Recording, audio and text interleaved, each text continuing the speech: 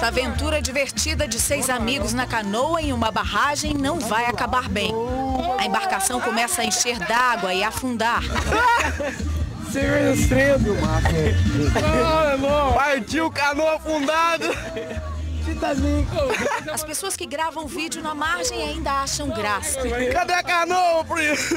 Mas não imaginam que a farra viraria tragédia. 3 não saíram da água com vida. Olha lá. Ô, o menino tá afogando lá, ó. Boa tarde, a reportagem sobre esta tragédia em Conceição do Pará é destaque na nossa edição, que vai mostrar também. Homem ameaçado por vizinhos sobe em árvore, mobiliza resgate dos bombeiros por 7 horas e acaba preso.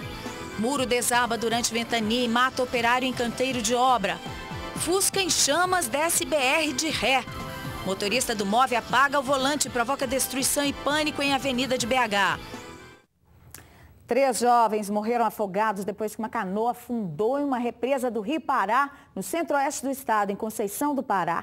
Amigos gravavam imagens da brincadeira e registraram o acidente na tarde de domingo. Com um celular, um homem filma o grupo na canoa e faz alguns comentários. Partiu canoa afundada. Quando percebe que os banhistas estavam se afogando, sai correndo. O acidente foi neste ponto da barragem da usina santanense em Conceição do Pará. 6 pessoas estavam nesta canoa que não suportou o peso e afundou.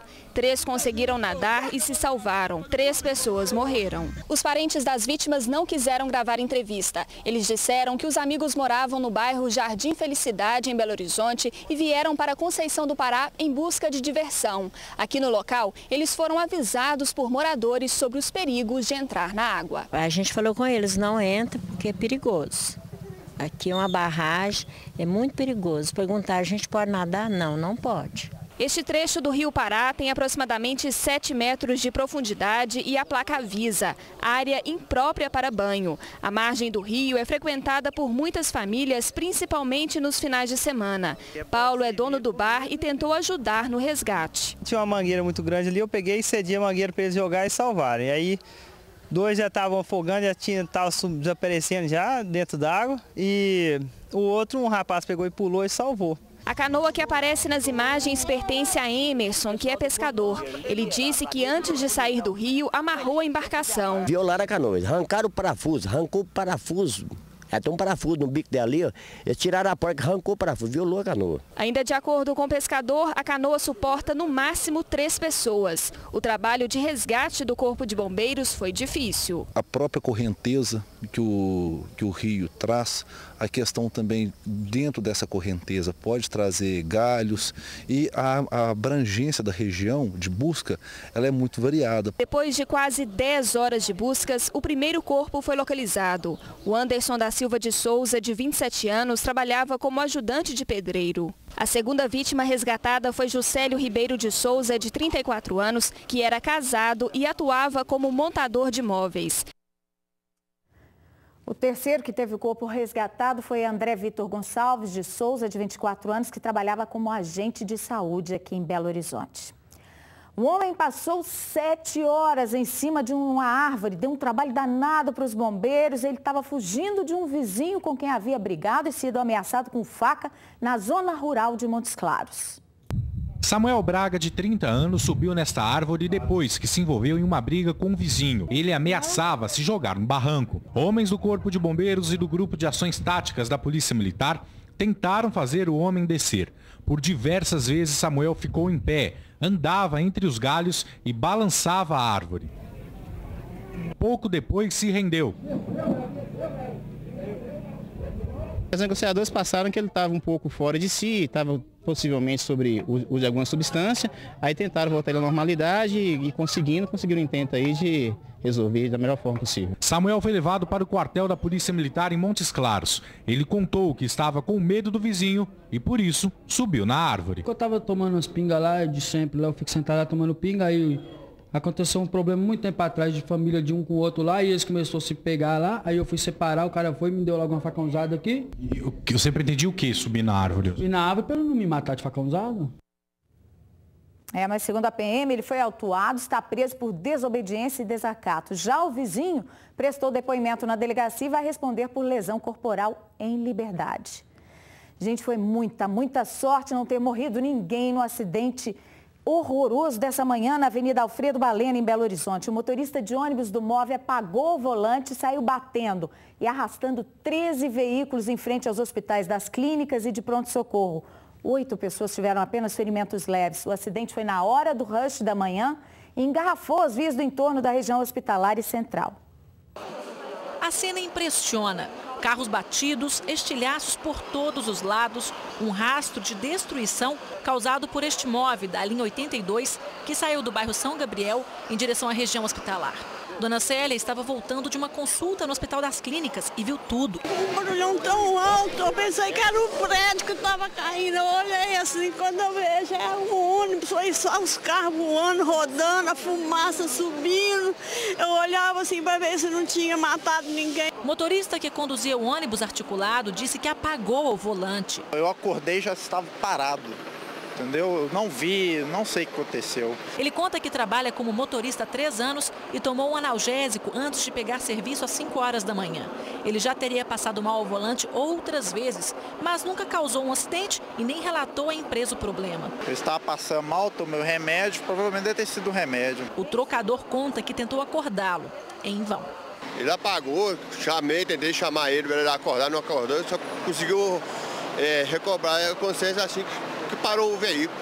O acidente começou no início da Avenida Alfredo Balena. Só nesse primeiro trecho, o MOVE atingiu 5 veículos. Conseguiu desviar deste ônibus aqui e seguiu por aproximadamente 70 metros. De acordo com a polícia, ao todo são 14 veículos envolvidos. O MOVE derrubou ainda este poste, atingiu esta árvore, destruiu praticamente todo esse táxi. Um outro carro que está aqui do lado, ali onde ele parou, do lado, é uma van que estava trazendo pacientes do interior.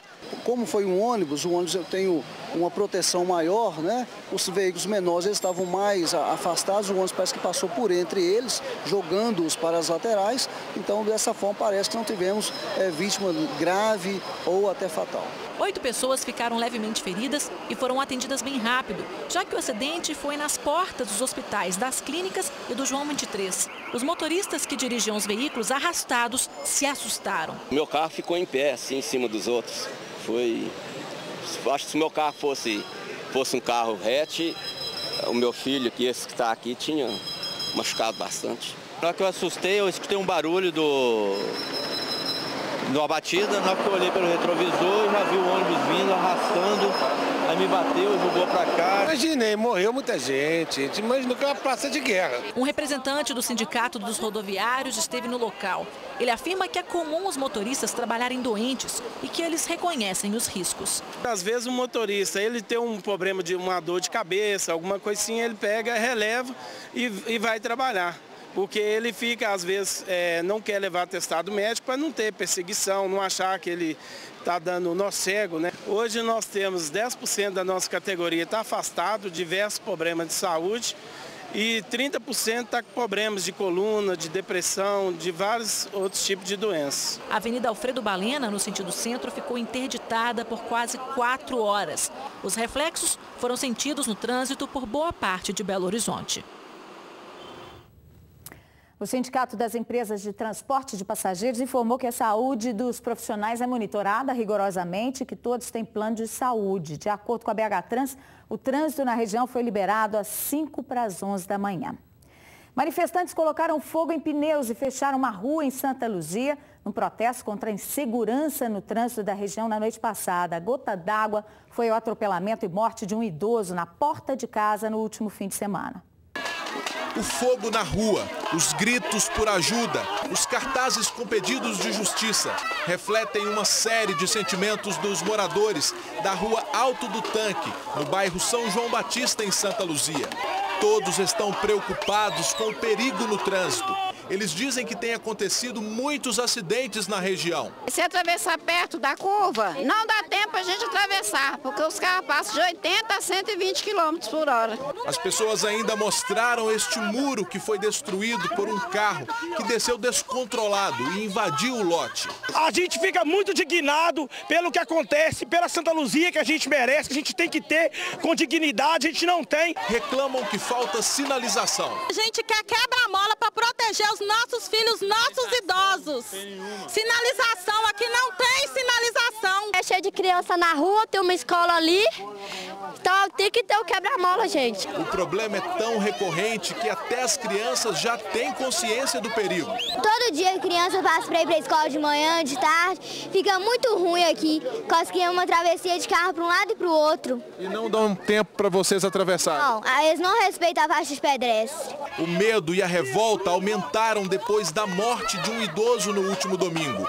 Efraim Gonçalves dos Santos, de 71 anos, morava nesta casa e foi atropelado quando tentava atravessar a rua. Segundo testemunhas, o motorista fugiu sem prestar socorro, mas pouco tempo depois foi preso. Bateu nele, passou por cima e foi embora. E essa morte desse senhor, amigo nosso toda a vida aqui, foi a gota d'água.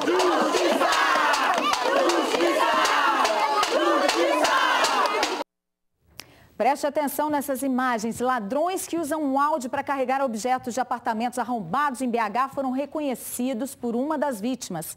É um morador do bairro Santo Antônio que viu uma reportagem aqui no Jornal da Alterosa com o flagrante da ação dos bandidos no Heliópolis. Foi assistindo ao Jornal da Alterosa que este geógrafo, que prefere não mostrar o rosto, reconheceu os ladrões que invadiram o apartamento dele há 15 dias no bairro Santo Antônio. A matéria mostrava a ação dos criminosos que arrombaram um apartamento no bairro Heliópolis, região norte da capital. O que chamou a atenção do rapaz foi o carro usado pela quadrilha, um Audi prata. Assim como no bairro Heliópolis, aqui no bairro Santo Antônio, os bandidos agiram da mesma maneira.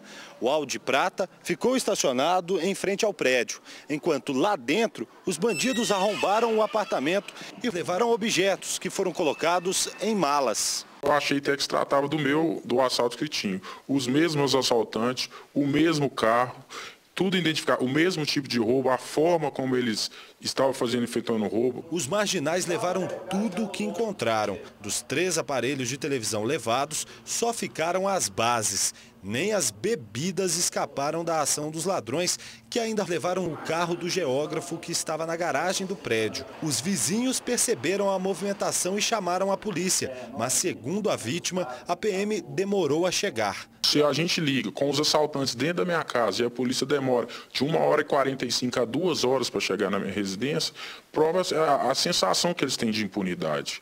Uma testemunha anotou a placa do carro usado pela quadrilha, mas até agora a polícia não localizou os suspeitos. Depois do susto, a vítima reforçou a segurança com uma porta blindada e sensores espalhados pelo apartamento. Depois de 2 semanas, os mesmos assaltantes, do mesmo jeito, estão roubando. E provavelmente na próxima semana vocês vão estar entrevistando outra vítima como eu. A Polícia Civil está apurando se um jovem de 18 anos preso nesta segunda está envolvido na morte da investigadora da corporação durante um assalto no bairro Nova Suíça, na capital, na manhã de ontem. O homem foi preso durante uma operação no aglomerado Ventosa, onde o carro da vítima foi encontrado. O corpo da policial está sendo velado no cemitério da Colina. A cada abraço dos amigos, a família buscava o conforto para amenizar a dor da morte da investigadora Maria Regina Almeida, de 47 anos. Policiais civis vieram em peso para se despedir da companheira de trabalho. Indignados, os parentes preferiram não dar entrevista.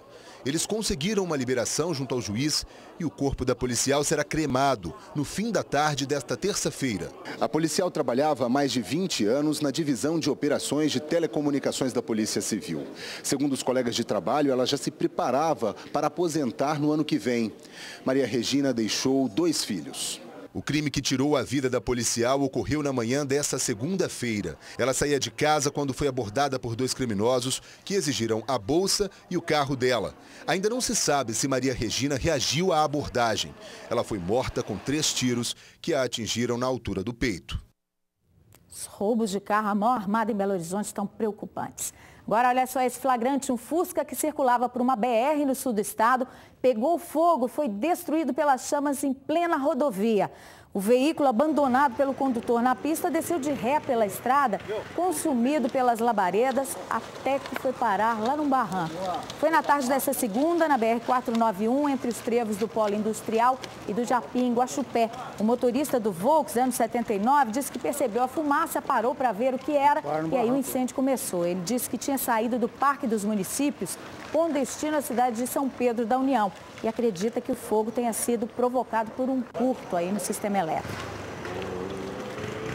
Um homem foi preso com uma arma e munição numa blitz na capital. Ele alegou que era para defesa pessoal, mas a polícia achou estranho o tanto de balas que ele carregava.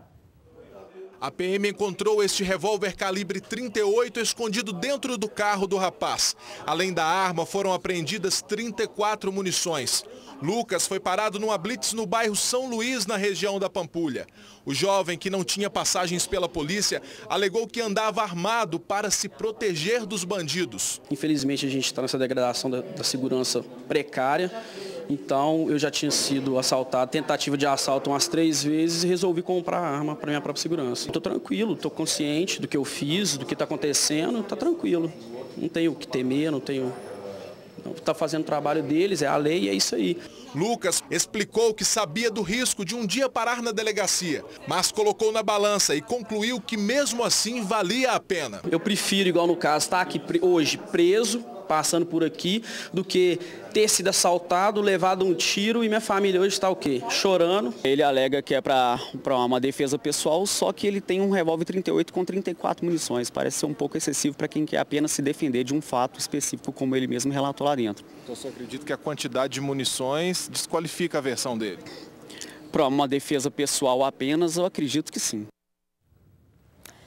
E um policial civil também foi baleado em Belo Horizonte, né? Nós mostramos há pouco a morte de uma investigadora. Ele foi atingido no rosto numa troca de tiros com bandido quando cumpria um mandado de prisão por tráfico de drogas em Contagem. O traficante também foi baleado.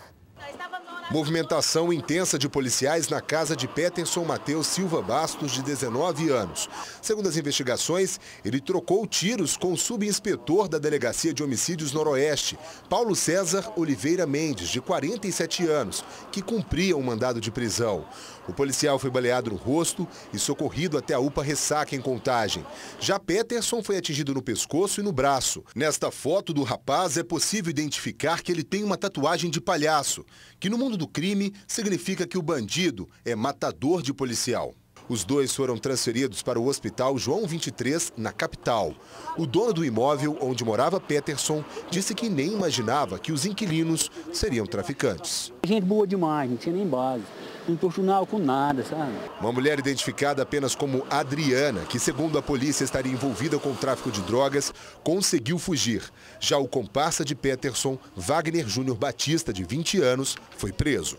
Eles já têm passagem, né, por tráfico ilícito de drogas, por homicídio e por porte legal de arma de fogo. Esse foi o segundo policial civil baleado na capital num intervalo de 4 horas. O policial civil, né, cumprindo o seu papel, sai de casa pela manhã e não tem a certeza, a garantia do seu retorno. Se eles não têm segurança, imagina nós. E traficantes que trocavam de turno na venda de drogas foram presos em flagrante na Pedreira Prado Lopes, em Belo Horizonte.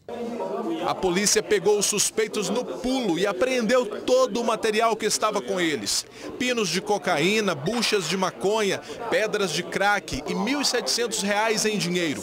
A ocorrência foi bem na troca de turno, mas não é dos policiais não, troca de plantão dos bandidos. Quem está durante o dia, que vai ser revezado para quem está chegando para ficar à noite, pega todo o montante que foi vendido, né, que chama o arrego durante o dia, o restante de droga é passado para quem está à noite para continuar vendendo, o dinheiro eles pegam e levam para o dono, para o chefe deles. Né? E vocês chegaram justamente nessa hora? Na hora que estava trocando o turno, né, nós chegamos, fizemos a abordagem e logramos eles apreender toda a mercadoria e prendê-los em flagrante. Tudo aconteceu na Pedreira Prado Lopes, em Belo Horizonte. Foram presos Romário Novaes e um rapaz, identificado apenas como Tiago. Eles seriam os donos da droga. Ian Lucas Cordeiro Marques também foi preso, porque, segundo a PM, chegou bem na hora da ocorrência para comprar o entorpecente. Estou sendo acusado de uma coisa que eu não fiz no momento errado, na hora errada, filho. Que azar, né? Moradores dos prédios vizinhos ao viaduto que caiu na Avenida Pedro I, em BH, participaram hoje de uma audiência de conciliação com representantes da Prefeitura e das construtoras no Fórum Lafayette. Ficou acordado com a Justiça que a implosão da alça que ficou de pé será realizada no próximo dia 14, um domingo. Uma semana depois, dia 21, a avenida vai ser liberada. Uma vistoria vai ser feita em todos os imóveis antes e depois da implosão. Os moradores que quiserem poderão se hospedar em hotéis a partir do dia 13. O Ministério Público exigiu que uma equipe multidisciplinar de profissionais fique à disposição dos moradores 24 horas por dia. Caso algum dos acordos seja descumprido, a implosão pode ser suspensa. Um homem de 33 anos morreu esmagado por um muro que desabou depois de uma ventania em Poços de Caldas. O corpo da vítima ficou totalmente encoberto pelos blocos de concreto. Rodrigo Donizete Freire, de 33 anos, estava andando pelo barracão da empresa quando foi soterrado por um muro da construção. O corpo de bombeiros foi acionado, mas ele já estava sem vida. No local a gente verificou que a vítima já não tinha mais vida devido a um esmagamento de crânio e exposição de massa encefálica. De acordo com o corpo de bombeiros, a vítima trabalhava como serralheiro na construção. Os outros funcionários ainda tentaram retirar o homem dos escombros, mas já era tarde demais. A construção fica no Distrito Industrial em Poços de Caldas. De acordo com funcionários, uma fábrica de ração está sendo construída no local. A perícia foi acionada para investigar o caso. Os funcionários da obra ali relataram que possivelmente tenha sido uma rajada de vento que tenha derrubado o muro, mas a gente não pode precisar a motivação da queda desse muro. O Mercado Central de BH está fazendo 85 anos e abre uma exposição histórica para o público. Histórias e Memórias do Mercado Central. 85 anos reúne objetos, imagens fotográficas e produtos que retratam essas mais de 8 décadas do mercado desde suas origens. A Fundação Municipal de Cultura e o Arquivo Público de Belo Horizonte ajudaram a montar essa mostra que fica no Espaço Cultural do Mercado Central, localizado ali junto ao estacionamento, até o dia 6 de outubro, de segunda a sábado, de 9 da manhã às 5 da tarde e aos domingos, das 9 à 1 da tarde. E a entrada é gratuita. O perfil de mais um candidato ao governo de Minas, respeitando a ordem alfabética, você vai conhecer hoje um pouco da trajetória do candidato Eduardo Ferreira, do PSDC.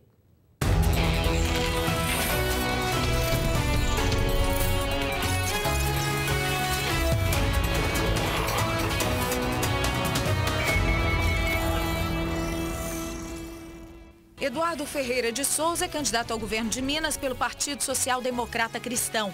Nasceu no dia 13 de fevereiro de 1974 em BH. Mudou-se para Contagem, onde começou a carreira profissional como office boy aos 16 anos. Eduardo é casado, pai de uma menina de 8 anos, bacharel em teologia e estudante de direito. Ingressou na vida pública em 2004, candidatando-se a vereador em Contagem, mas não foi eleito. Eduardo é membro das executivas nacional e estadual do PSDC. E agora confira a agenda dos candidatos ao governo de Minas para a tarde desta terça. Eduardo Ferreira, do PSDC, visita uma casa de recuperação de dependentes químicos em Lagoa Santa. Fernando Pimentel, do PT, faz palestra para empresários do setor agropecuário. Fidelis Alcântara, do PSOL, viaja para Uberaba. Pimenta da Veiga, do PSDB, se reúne com representantes de sindicatos e produtores rurais e participa de um encontro da Frente Mineira de Prefeitos. Tarcísio Delgado, do PSB, se encontra com prefeitos da Associação Mineira de Municípios. Professor Túlio Lopes, do PCB, grava programas de rádio e televisão. A candidata Cleide Donária, do PCO, não divulgou a agenda. Agora tem horário eleitoral gratuito, mas logo depois você fica com TV Verdade. Tem outras notícias na nossa segunda edição, 6h10 da noite. Boa tarde para você e até amanhã.